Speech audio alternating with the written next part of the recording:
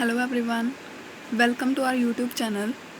My name is Parvinder Kaur and I am a commerce teacher at Matamondai Oswal Public School. So today's topic for discussion is chapter number 4 of Indian Economy, Strategy of Industrial Growth in India. Strategy means कि क्या decisions हैं industrial growth in India, क्या decisions लिए थे, क्या उन्होंने policies बनाई थी.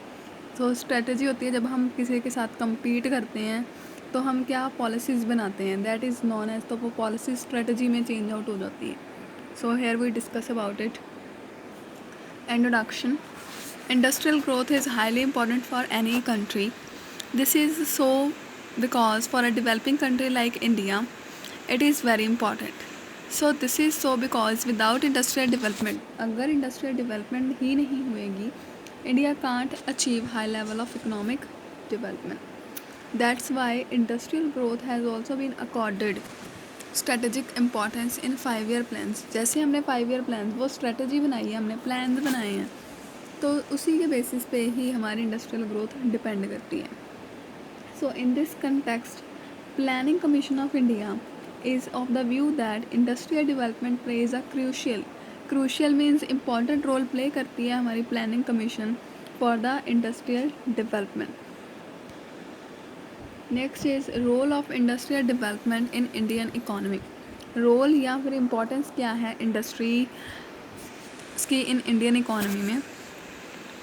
हमने पढ़ा कि बिफोर द इंडिपेंडेंस या in the eve of independence के टाइम पे हमारे इंडस्ट्रीज जो थी वो कॉटन, टेक्सटाइल, जूट इंडस्ट्रीज़ थी और इनकी कंट्रीब्यूशन भी बहुत कम थी बिकॉज ये इंडस्ट्रीज़ ब्रिटिशर्स के रूल्स के अंडर आती थी.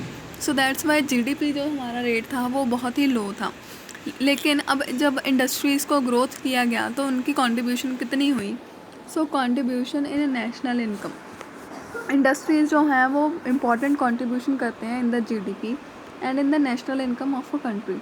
The share of industrial sector in the GDP, gross domestic product में इंडस्ट्री सेक्टर का शेयर 50-51 में 14.4% था, लेकिन 2017-18 में ये 28.6%. दैट मीन्स इंक्रीमेंट हुआ है इंडस्ट्रियल सेक्टर का in the contribution of national income.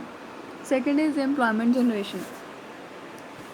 Industries बहुत ही इंपॉर्टेंट रोल प्ले करती है in the employment generation. According to estimate, एक एस्टिमेट लगाया जिसमें 4 करोड़ पर्सन है वो डायरेक्टली एम्प्लॉय करते हैं industries in India. So not only this, industrial activities में ही भी जो है वो भी जनरेट करती हैं lot of employment opportunities.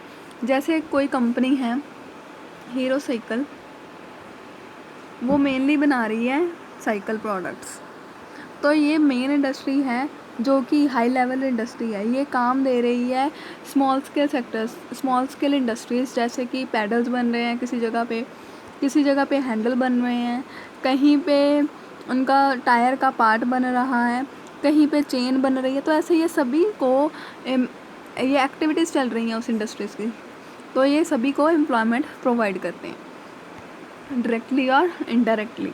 Thus, industry provides source of living to a large number of people in India. Third is role of agriculture development. Main industries like cotton, textile industry, sugar, paper, food processing industries वो depend करती हैं agriculture पे on raw material. So as an industry grow, जैसे एक industry grow करती है तो demand जो होती है raw material की वो इंक्रीज़ हो जाती है. So on the other hand agriculture tools, machinery equipment like tractors, tillers, threshers, harvest combines, chemical fertilizers, insecticides वो प्रोड्यूस होते हैं इंडस्ट्रियल सेक्टर में. सो इंडस्ट्रियल सेक्टर प्ले करती है और ऑल्सो अब्जॉर्व सरप्लस, जो प्रॉफिट होता है वो भी एग्रीकल्चर सेक्टर से रिलीज आउट करती है. Next is contribution in capital formation. Huge amount of investment की जाती है इन इंडस्ट्रियल सेक्टर में और वो इन्वेस्टमेंट जो है वो की जाती है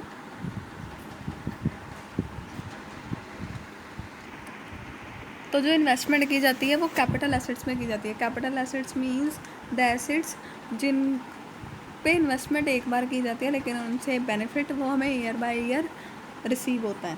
so industrial development also leads to increase in the income of the people. Thus जो सेविंग्स हैं वो सेविंग्स और इन्वेस्टमेंट इंक्रीज़ हो रही है तो उससे कैपिटल फॉर्मेशन, लोग अपना पैसा इन्वेस्ट करते हैं तो पैसा लगता है पूरी इकोनॉमी में सर्कुलेट होता है। So gross fix capital formation means capital assets में कितना टोटल पैसा लग रहा है इंडिया में। 2011-12 में 31.8% था, लेकिन 2013-14 में ये हो गया है 34.7% और 15-16 में ये 34.2 मीन्स ईयर बाय ईयर ये इंक्रीमेंट हो रहा है। लेकिन 13-14 में ये ज़्यादा था according to 15-16। Next is role in export promotion. Export promotion means industrial sector जो मैन्युफैक्चर करते हैं वो मेनली एक्सपोर्ट करने के लिए प्रोड्यूस होते हैं। जैसे कि यहाँ पे इन्होंने एग्जांपल दिया कि मैन्युफैक्चर्ड एक्सपोर्ट्स हैं इंडिया में 13-14 में 63.5% और वो इंक्रीज़ हो गया 66.7% in 2014-15। Next role in national defence. Industries बहुत ही ज़्यादा कंट्रीब्यूशन करते हैं towards a national defence. Large number of public sector जैसे कि हिंदुस्तान एरोनॉटिक्स लिमिटेड है, ordnance factories, ship building industries, defence equipment industries, ये सप्लाई करते हैं वैल्यूएबल इक्विपमेंट, आर्म्स, हथियार और ammunition help to defence force. This strengths the defence, और ये शक्ति को बढ़ाता है जो डिफेंस सिस्टम में हमारा आर्मी है उनको ये इक्विपमेंट्स प्रोवाइड करते हैं। Next 7th point is industries and economic stability. Due to the dependence on agriculture sector, agriculture पर डिपेंडेंट होने के लिए इंडस्ट्रीज़ हैं वो एक स्टेबिलिटी लाते हैं। So industries play important role in protecting the economy from worldwide depression. 8th point is income to government. Mainly government tax लगाती है, जैसे कि एक्साइज ड्यूटी लगती है प्रोडक्शन ऑफ गुड्स, जब प्रोडक्शन होती है गुड्स की। Corporate tax, company tax, income tax लगाती है। कस्टम ड्यूटी जब हम इंपोर्ट करवाते हैं। सेल्स टैक्स जब सेल बेचते हैं अपने प्रोडक्ट को, तो गवर्नमेंट ऐसे अपनी इनकम इंक्रीज़ करती है by imposing taxes. 9th point is role in the improvement in standard of living. अब ये industries high quality of goods supply कर रहे हैं इकोनॉमी में और लोगों की नीड्स को फुलफ़िल कर रहे हैं। सो ये जनरेट कर रहे हैं income for labourers and other employees. अब जो सप्लाई बढ़ेगी तो उन प्रोडक्शन में इंक्रीज़ होगी, प्रोडक्शन इंक्रीज़ होने से इनकम बढ़ेगी लेबर की और अदर एम्प्लॉयज़ की। So due to this people in the country are able to raise consumption level, अपना खपत करने का लेवल इंक्रीज़ करेंगे और उनका स्टैंडर्ड ऑफ लिविंग इंक्रीज़ हो जाएगा। And role in economic development. तो इकोनॉमिक डेवलपमेंट कैसे होएगा? इंडस्ट्रीज जो होती हैं वो प्रमोट करती हैं एग्रीकल्चर, सर्विस और बैकवर्ड रीजन्स को, और दैट्स वाई वो कंट्रीब्यूट कर रही हैं नेशनल इनकम में, एम्प्लॉयमेंट जनरेशन, इकोनॉमिक स्टेबिलिटी लाती हैं और एक्सपोर्ट को इंक्रीज़ करती हैं। नेक्स्ट है हमारे पास topic that is industrial policy of India before 1991। 1991 हमारा एक इकोनॉमिक रिफॉर्म है, ये आपने बिजनेस स्टडी में भी रीड आउट किया होगा कि 1991 में हमारे पास एलपीजी पॉलिसी आई है, लिबरलाइजेशन, प्राइवेटाइजेशन एंड ग्लोबलाइजेशन। तो इससे पहले क्या था? What is industrial policy? A policy are set of rules, policy एक सेट ऑफ रूल्स हैं, रेगुलेशंस, प्रोसीजर्स एंड प्रिंसिपल्स हैं जो कि फॉर्मुलेट किए जाते हैं to achieve a specific objective in a desired direction. So industrial policy में be refer to as a set of specific rules regulations. एक उसमें रूल्स रेगुलेशंस प्रिंसिपल्स फॉलो किए जाते हैं और किसके लिए होते हैं वो? इंडस्ट्रियलाइजेशन, ताकि हम इंडस्ट्रियलाइजेशन ऑब्जेक्टिव्स को अचीव कर पाएँ। सो जनरली वो वाले ऑब्जेक्टिव्स हैं इंडस्ट्रियल पॉलिसी के जो कि लाते हैं रैपिड इंडस्ट्रियलाइजेशन, एम्प्लॉयमेंट जनरेट करते हैं, इकोनॉमिक डेवलपमेंट करते हैं, balance growth, regulation of private sector को रेगुलेट करते हैं, फॉरेन कैपिटल को भी रेगुलेट कंट्रोल करते हैं, सेल्फ रिलायंस और आत्मनिर्भर बनाते हैं। So these are in policies. Industrial policies में हमारे पास मेन पॉलिसीज़ है फिस्कल पॉलिसी। फिस्कल पॉलिसी क्या होती है? गवर्नमेंट की पॉलिसीज़ में गवर्नमेंट का रेवेन्यू और एक्सपेंडिचर आता है। Monetary policy RBI credit control के लिए बनाती है। टैरिफ पॉलिसी होती है, टैक्स पॉलिसी है ये। Labour policy, policy towards foreign capital. So these are the policies for the public and the private. Public means government sector और प्राइवेट होता है इंडिविजुअल सेक्टर के लिए बनाती है। Industrial policy in independent India. अब इंडिपेंडेंट इंडिया में कैसी पॉलिसीज़ थी? हमारे पास मेन पॉलिसीज़ हैं हमारे पास 48, 56। अब पॉलिसीज़ बनी थी 48 ईयर में, 56, 77, 1980, 1991। तो इनके बारे में अब हम रीड आउट करेंगे। Industrial policy first is 1948। So the very first industrial policy of independent India, स्वतंत्र भारत की सबसे पहली पॉलिसी है इंडस्ट्रियल पॉलिसी, दैट इज़ वो बनी है अप्रैल 6, 1948 में। एंड देन, और किन्होंने बनाई है ये पॉलिसी, और by then the industrial minister थे हमारे इंडिया के late Shri Shyama Prasad Mukherjee. So assigning की रोल की मतलब इम्पॉर्टेंट रोल गवर्नमेंट का है in the process of industrialisation. This policy laid the foundation of mix economy, और इसमें मिक्स इकॉनमी को यूज़ किया गया है हमारे इंडिया में। तब मिक्स इकॉनमी जिसमें कैपिटलिस्ट और सोशलिस्ट इकॉनमी का मिक्सचर होता है। सो मेन फीचर्स क्या हैं इसके, ये फर्स्ट पॉलिसी है, ये एग्ज़ाम्स में आ सकती है, तो आपने इसको ध्यान से रीड आउट करना है।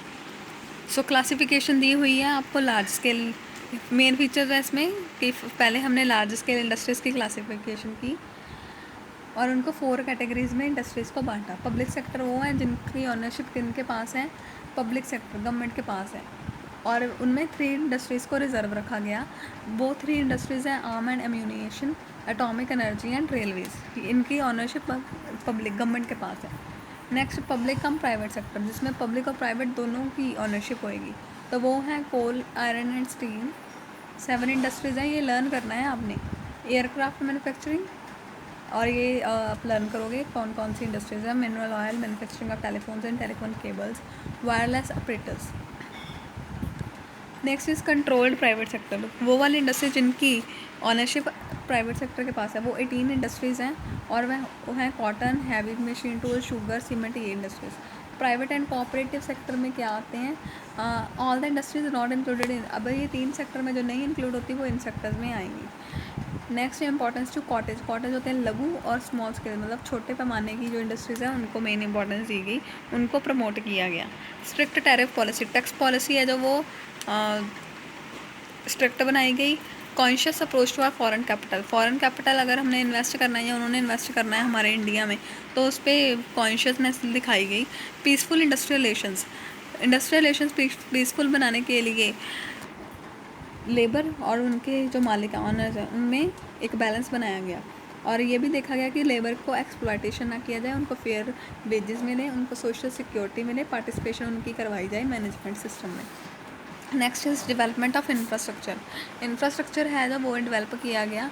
अब इंडस्ट्री सेक्टर है वो उसका इंफ्रास्ट्रक्चर भी डेवलप होएगा, that's why industrial growth rapidly होएगी। सो इट लेड एम्फेसिस, इन्होंने मेन स्ट्रेस दिया है on promoting the development of infrastructure facilities like irrigation, transportation and communication.